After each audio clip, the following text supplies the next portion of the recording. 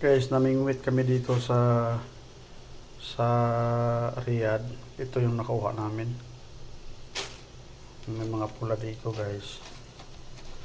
Fresh na fresh kasi pag huli, nilagyan ng ice. Pa? Fresh na fresh, guys, oh. Yung mata nag-smile pa. Yan ang mga huli namin dito, guys. Sa pinamingwit, oh.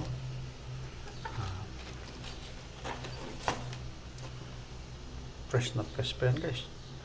Buhay na buhay. Diba? Tula, guys, yung